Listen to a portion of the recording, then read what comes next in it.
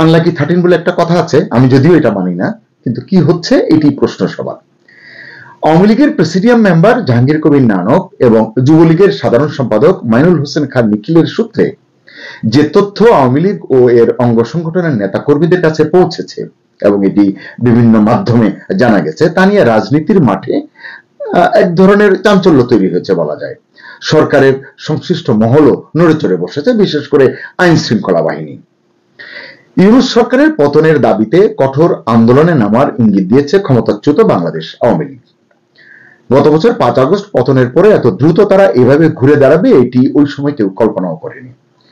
অন্তর্বর্তী সরকারের ব্যর্থতা, অন্তর্বর্তী সরকারের নানান সীমাবদ্ধতার কারণেই এটি হয়েছে বলে রাজনৈতিক বিশ্লেষকরা মনে করছেন। এবং এই যে তারা নামতে চাচ্ছে, আন্দোলনে মাঠে নামতে চাচ্ছে, এর অংশ হিসেবে আগামী 13 নভেম্বর রাজধানী ঢাকায় সকাল সন্ধ্যা লকডাউন কর্মসূচি পালনের ডাক দিয়েছে দলটি। দলের সভাপতি মণ্ডলীর সদস্য জাহাঙ্গীর কবির নানক ওই দিন ঢাকা শহর দখলে রাখার হুঁশিয়ারি দিয়েছেন।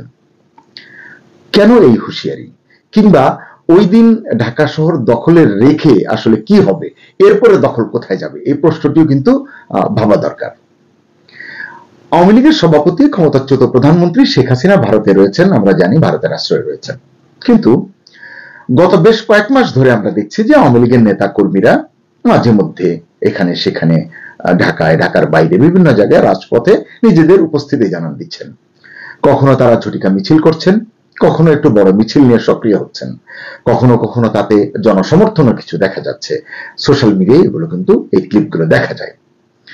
আবার অনেকে আইন শৃঙ্খলা বাহিনীর হাতে ধরাও পড়ছেন, অনেকেই ধরা পড়েছেন, ইতিমধ্যে কারাগারে আছেন অনেকে। এমন প্রেক্ষাপটে আগামী 13 নভেম্বরকে কেন টার্গেট করছে আওয়ামী লীগ, এটি একটি প্রশ্ন। আমরা জানি যে ঢাকার আন্তর্জাতিক অপরাধ ট্রাইব্যুনালে একাধিক মামলায় শেখ হাসিনার বিচার চলছে। এর মধ্যে একটি মামলার রায় আগামী 13 নভেম্বর হওয়ার কথা বা এরপর যে কোনো দিন ঘোষণা হওয়ার কথা।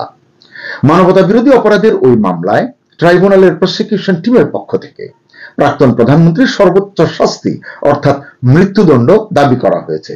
যদিও আওয়ামী লীগের পক্ষ থেকে এই বিচার নিয়ে ব্যাপক সমালোচনা রয়েছে, তারা সমালোচনা করছে, তারা বলছে ক্যাঙ্গারু কোর্টের কোনো বিচার এবং রায় তারা মানবেন না। তারপরে যদি ঢাকার আন্তর্জাতিক অপরাধ ট্রাইব্যুনালে বিচারপতিরা শেখ হাসিনার সর্বোচ্চ শাস্তি অর্থাৎ ফাঁসির আদেশ দেন, তখন কি হবে? এটাই বাংলাদেশ, এমনকি ভারতের রাজনৈতিক বিশ্লেষকদেরও মূল আলোচনার বিষয় এখন। আমি এরকম দু একটি পোর্টালে নিউজে দেখেছি। সম্ভবত এ কারণেই গত বছরের 5 আগস্ট ক্ষমতা হারানোর পর প্রথমবারের মতো বড় ধরনের কর্মসূচি ঘোষণা দিয়েছেন আওয়ামী লীগের প্রেসিডিয়াম মেম্বার জাহাঙ্গীর কবির নানক। 13 তারিখকে সামনে রেখে তিনি বলেছেন নেতাকর্মীদের উদ্দেশ্যে যে আপনারা ঐক্যবদ্ধ হন। ঢাকায় আমরা 13 তারিখে লকডাউন দিয়েছি, সকাল সন্ধ্যা লকডাউন। নানক বলেছেন শুধু 13 তারিখে নয়, আগামী 10 নভেম্বর থেকেই রাজধানী ঢাকা যেন আমাদের দখলে থাকে, জয় বাংলার দখলে থাকে, কোট আনকোট। অর্থাৎ 10 নভেম্বর থেকে টানা 13 তারিখ পর্যন্ত লকডাউন, এটি বোঝা যাচ্ছে। একইভাবে প্রধান উপদেষ্টা ইউনূসকে খুনি ও ফ্যাসিস্ট কোট আনকোট আখ্যা দিয়ে অন্তর্বর্তী সরকারের পতনের ডাক দিয়েছেন আওয়ামী লীগের সাধারণ সম্পাদক ও সাবেক সংসদ সদস্য মাইনুল হোসেন খান নিখিল।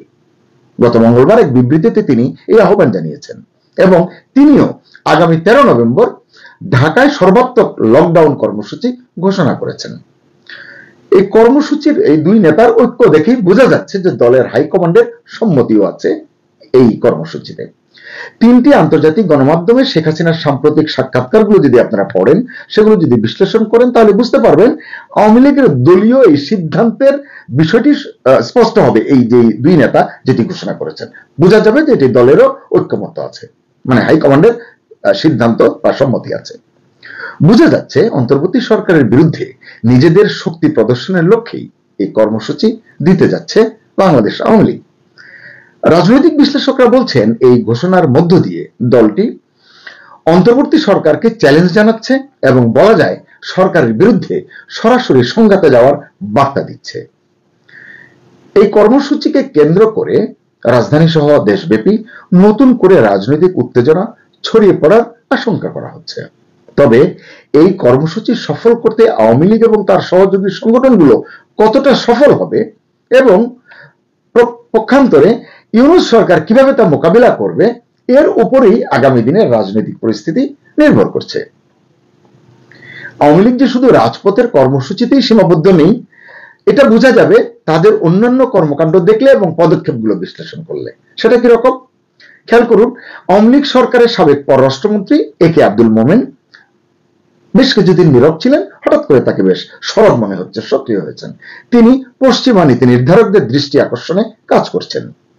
আওয়ামী লীগকে বাদ দিয়ে অন্তর্বর্তী সরকারের যে নির্বাচন আয়োজনের প্রচেষ্টা, এটিকে ষড়যন্ত্র হিসেবে উদ্ধৃত করে জনাব মোমেন এক বিবৃতিতে পশ্চিমা বিশ্ব, বিশেষ করে যুক্তরাষ্ট্রকে বাংলাদেশের রাজনৈতিক সংকট সমাধানে জরুরি হস্তক্ষেপের আহ্বান জানিয়েছেন। এটি কতটা যৌক্তিক আমি জানি না। মোমেন পশ্চিমা দেশগুলোর দ্বৈত নীতির দিকে আঙুল তুলেছেন, তুলে প্রশ্ন করেছেন, যুক্তরাষ্ট্র বা যুক্তরাজ্য কি নিজ দেশে প্রধান কোন রাজনৈতিক দলকে নিষিদ্ধ করার কথা ভাবতে পারে?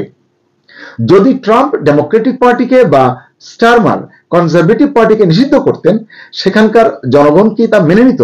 কখনোই মানত না, এবং তারা আসলে এটি করতেও না আমার ধারণা। এবং তিনি বলছেন, যা নিজেদের জন্য অগ্রহণযোগ্য তা বাংলাদেশের জন্য গ্রহণযোগ্য হয় কিভাবে? এখন প্রশ্ন হচ্ছে যে তারা যুক্তরাষ্ট্র, যুক্তরাজ্য, বাংলাদেশের ক্ষেত্রে এটি তারা কতটা মানবে? কারণ অন্তর্ভুক্তিমূলক নির্বাচনের প্রশ্নে দেখা যাচ্ছে যে তারা চুপ করে থাকছে। আমরা দেখেছি ব্রিটিশ হাই কমিশনারকে এই প্রশ্নের উত্তর না দিতে, নীরব থাকতে। তাহলে এর ব্যাখ্যা কি, এর উত্তর কি? যাই হোক, তিনি চেষ্টা করছেন এই সংকটময় পরিস্থিতি থেকে উত্তরণের জন্য। একে আব্দুল মোমেন পশ্চিমা দেশগুলোর প্রতি কিছু সুনির্দিষ্ট আহ্বানও জানিয়েছেন।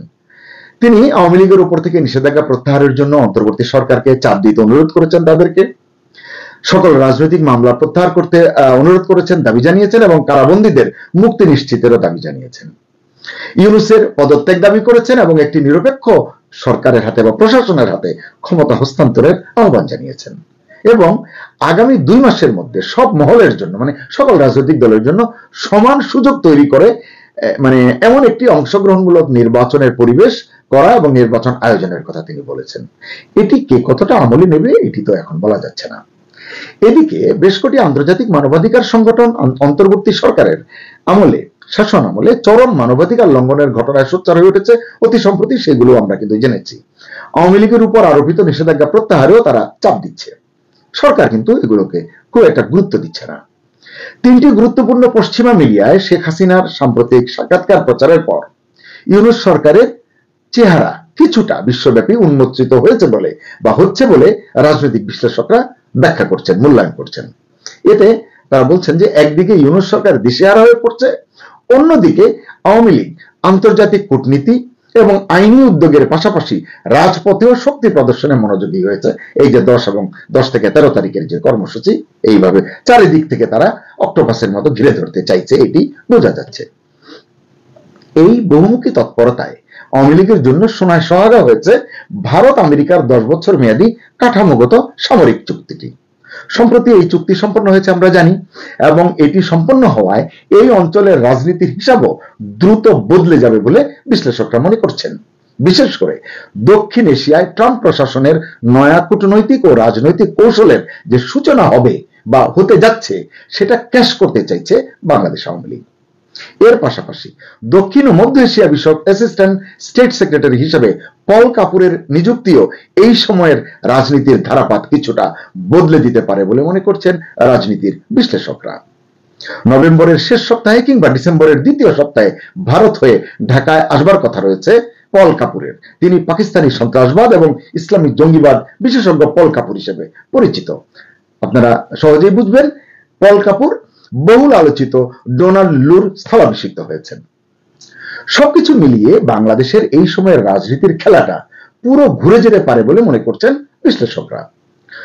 দলীয় সভাপতির বিরুদ্ধে সম্ভাব্য রায়ের প্রতি অনাস্থা, মানে আইসিডি থেকে যে রায় দিতে যাচ্ছে তার প্রতি অনাস্থা এবং ক্ষোভ জানাতে আওয়ামী লীগ ও যুবলীগের নেতাকর্মীরা ঢাকার রাস্তায় নামতে চাচ্ছেন। প্রশ্ন হচ্ছে, ইউনূস সরকারের দমন নীতি, গ্রেফতার নীতি এবং কঠোর শাস্তির ছায়ায় 13 নভেম্বর কি ঢাকায় লকডাউন সফল করতে পারবে আওয়ামী লীগ? সত্যিই কি 10 থেকে 13 নভেম্বর ঢাকা শহর দখলে রাখতে পারবে তারা, নাকি অন্তর্বর্তী সরকারের শক্তির কাছে, কৌশলের কাছে পরাজয় মানবে তারা? মনে হচ্ছে 13 নভেম্বর শুধু একটি কর্মসূচি নয়, এটি বাংলাদেশের রাজনৈতিক ভবিষ্যতের লড়াই হতে চলেছে। আওয়ামী লীগের শক্তি এবং অন্তর্বর্তী সরকারের যে মোকাবেলার শক্তির যে টানাপোড়েনের মধ্যে আন্তর্জাতিক কূটনীতির চাপ, পশ্চিমা বিশ্বের দৃষ্টি এবং দেশের রাজনৈতিক উত্তেজনা সবকিছু মিলিয়ে 10 থেকে 13 তারিখ কি হতে যাচ্ছে ঢাকায় এটি এখনই বলা যাচ্ছে না। তবে আসুন আমরা সবাই চোখ